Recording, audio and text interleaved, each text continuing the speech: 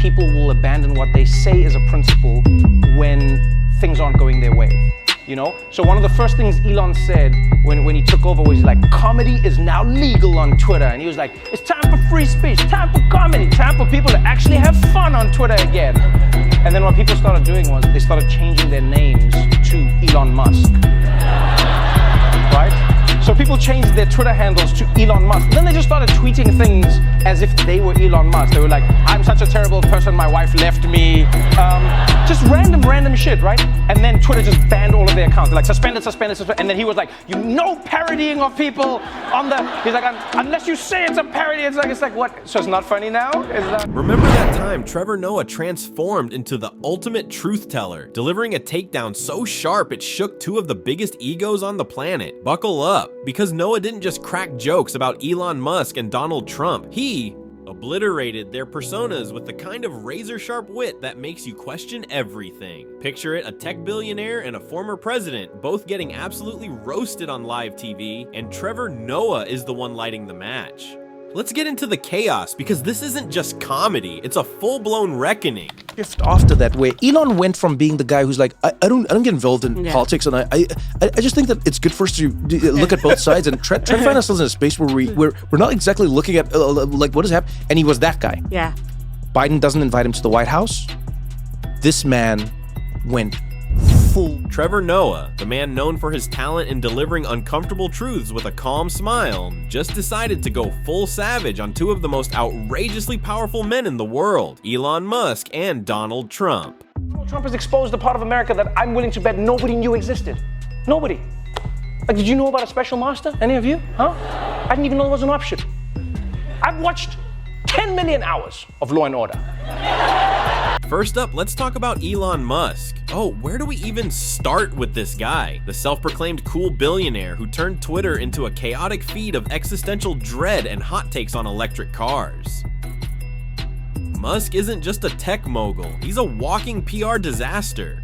His Twitter, or X if you're into that, reads like a mashup of a teenager with too much screen time and a grown man convinced he's one meme away from being the next Steve Jobs. If you've ever dared to scroll through his timeline, you know what I'm talking about. Endless memes, edgy jokes, and galaxy brain thoughts flying out like he's desperately trying to prove he's still got clout in Silicon Valley. This is a guy building literal rockets to Mars while tweeting like your slightly off uncle who just discovered Reddit.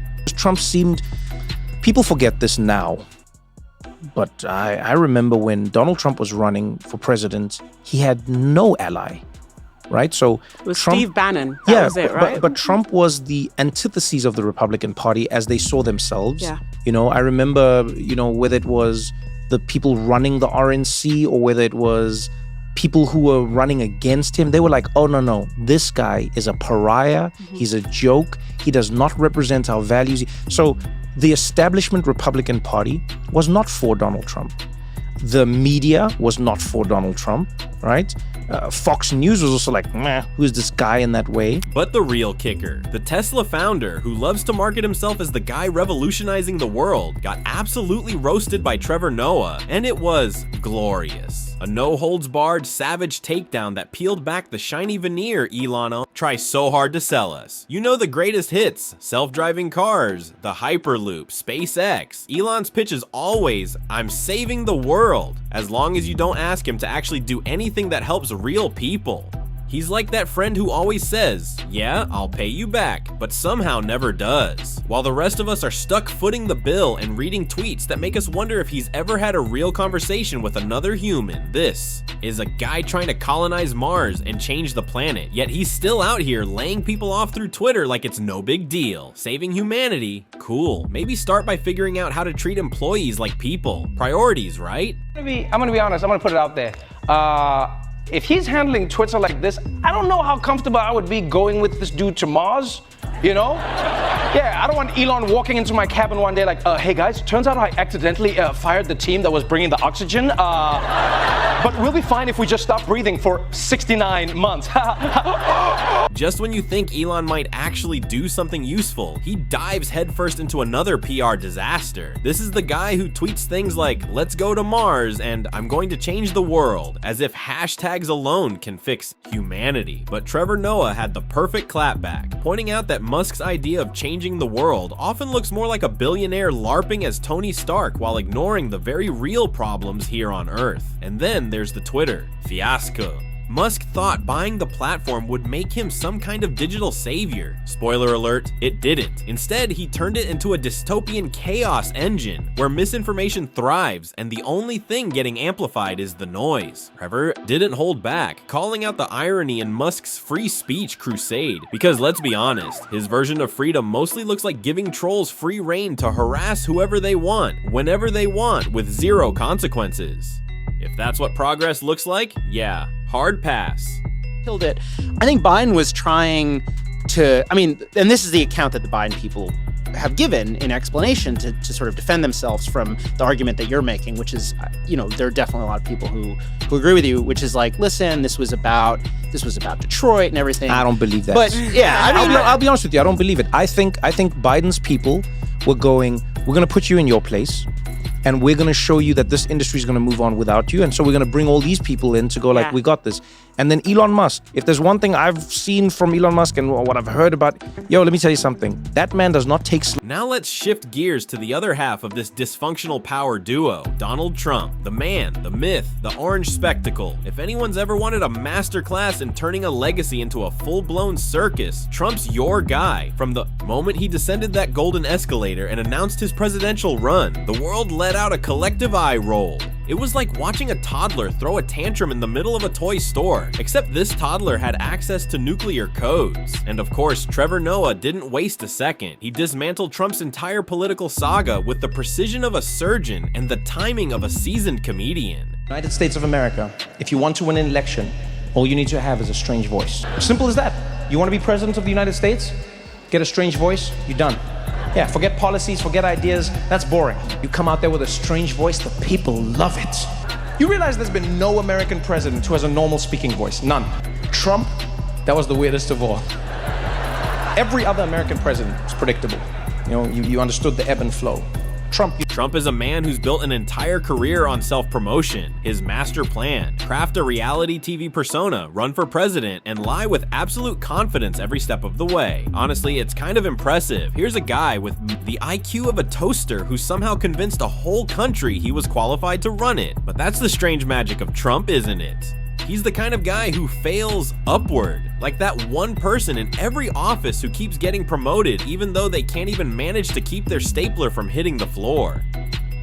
Naturally, Trevor Noah didn't hold back. He nailed the absurdity of it all, pointing out that Trump's legacy has nothing to do with real policy and everything to do with pure spectacle. He's basically a political used car salesman, except instead of selling clunkers, he's pushing lies, corruption, and a never-ending string of catastrophically bad decisions.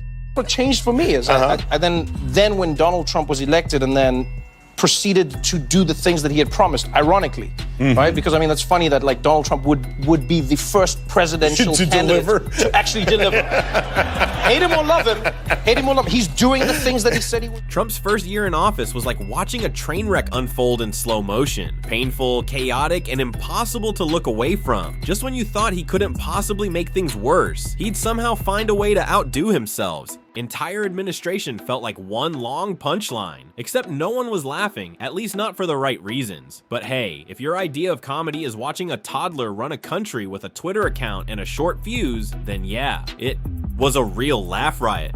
America's president, oh, he was even cockier. Yeah, you see him when he came out, Donald J. Trump?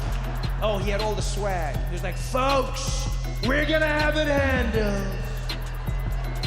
in 21 days. Trevor Noah didn't hold back. He laid it all out with brutal clarity. Trump didn't just damage the credibility of the presidency, he turned it into a full-blown circus. Every time he spoke, it was like setting off fireworks in a packed room. Loud, chaotic, and leaving everyone asking, Is this really happening? Noah zeroed in on the absurdity of it all. Trump's administration was a non-stop carousel of incompetence, scandal, and baffling decisions that kept the country in a permanent state of what now? And just when you thought it couldn't spiral any further, Trump played his ultimate move. Pun fully intended. If anyone was hoping he'd bow out gracefully after one term, that was nothing but a fantasy. Instead, he went all in on conspiracy, theories, refused to concede defeat, and did everything in his power to sow division. Losing an election wasn't enough for him. He had to try and unravel democracy itself, all because his ego couldn't handle the L. And let's not forget the Trump Tower and Mar-a-Lago debacles, where his personal empire became tangled with his political persona. These weren't just real estate, they turned into oversized symbols of Trump's need to maintain the illusion of power, luxury, and control, no matter how disconnected from reality it all became. Moments randomly in hosting the show was I saw a what was it? What do they call them? Do they call them a truth social? That like fake Twitter that no one, even the right wingers aren't on really. A truth, right? I don't know what it is. Anyway, a what? No, it's like it's called Truth Social, I think. No one cares. Anyway, the point is Trump sent out one of his thingies. I don't know what they're called, and it said it was like Trevor Noah was never funny. Jon Stewart was only slightly better. And then like he goes on like a rant and he's just like, these people don't realize if they moved more to the center like me, they would have more followers. Then I'm like, center like you? I'm like, my man, you think? Trevor Noah, with his signature sharp wit, nailed it. Trump's whole businessman persona was less about actual success and more about smoke and mirrors. It was a performance, a carefully staged show designed to distract from the fact that his real skill wasn't building empires or running a country, it was selling himself. He acted like slapping some gold trim on a building or throwing a glitzy cocktail party somehow proved he was a capable leader. But behind the sparkle was a different story. Trump's ventures weren't built on smart strategy. They were built on branding. His name wasn't just on the buildings, it was the product. Trump Tower, that so-called symbol of success, was less about innovation and more about landing flashy deals, dodging taxes, and feeding his obsession with image control. The same goes for Mar-a-Lago, a luxurious playground for the ultra-wealthy who bought into the illusion Trump was selling. It wasn't just real estate, it was a membership pass to his fantasy of power, prestige, and untouchable status. Exactly the same, even if he spoke Arabic, it would be like the same thing. It'd be like, "Halalawa tratara shuklalawa. Yalawa laka. Batika shukran lawa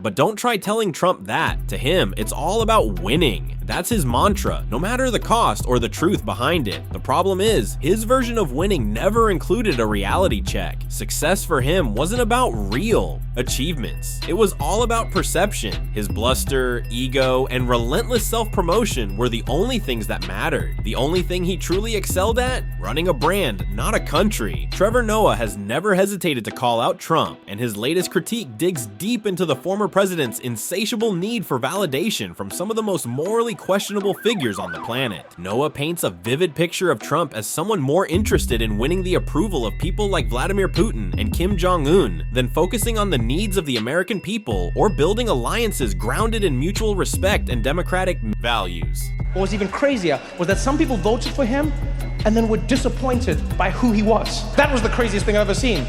People were there like, I can't believe what he's doing right now. I just can't believe what he's doing. I'm sorry, you can't believe what's happening? Donald Trump, can you believe this? Can I believe that he's doing the exact same thing he's been doing for his whole life? Yeah, I can't believe this. There's a shock. You're shocked? Donald Trump is the least shocking human being I've ever come across in my life. He is consistently being himself. The man is a cliched villain, looks like a villain, talks like a villain. Like he looks like he should be in a Scooby-Doo episode. With that face, with that vibe, you could see him in the lineup when they're trying to solve the crime. Who do you think it is, Scoob? Be like, oh, it wasn't me, I'll tell you that much. He's like, I didn't do anything, I'm innocent. Be like, I'm innocent, so innocent. Some say the most innocent man is ever. Trevor's critique intensifies as he highlights how Trump's foreign policy policy choices were fueled by an unhealthy craving for validation. Many of his decisions seemed driven not by sound judgment or national interest, but by a desperate need for attention from morally compromised leaders. A glaring example of this is the economic disaster his tariffs triggered. What was supposed to be a strategy to revive American manufacturing has instead left the economy hanging by a thread, prices soaring, and everyday Americans footing the bill for a misguided, self-serving agenda. The 10% baseline tariff on most imported goods, effective April 5th, 2025, has sent shockwaves through the global economy. It's disrupted trade relationships and added more strain to an already fragile U.S. market, leaving the country struggling under the weight of poorly thought out policies. You never knew what to expect. The volume on his voice all over the place, inflection where it didn't make sense. Do you know how hard it was to figure out where to put the volume on your TV when watching a speech? I had to sit there and write it like a shitty DJ the whole time as you speak, because you wouldn't know where it happened. He'd be up there. I think as Americans, we try and try, some try, big try, all try. What's truly astounding is how both Musk and Trump, despite their glaring flaws, managed to amass legions of loyal followers who will defend them no matter what. Trevor Noah didn't hold back from poking fun at this blind loyalty, pointing out how these two have somehow convinced people that everything they do is brilliant, even when it's painfully obvious it's not. The irony is so thick you could cut it with a knife. The fact that Musk, whose big idea is saving the world with electric cars, and Trump, who famously doesn't need to read anything, are still seen as heroes by some, is nothing short of a comedy of errors. Noah's takedown wasn't just about exposing the incompetence of these two men, it was about calling out the entire system that enables them. It's as if we're all stuck in one giant unscripted reality show where the producers couldn't care less how bad the plot gets, as long as the drama keeps rolling. So yeah, Trevor Noah didn't just expose the failures of Elon Musk and Donald Trump's administrations, he blasted the entire circus. And honestly, it's about time someone did.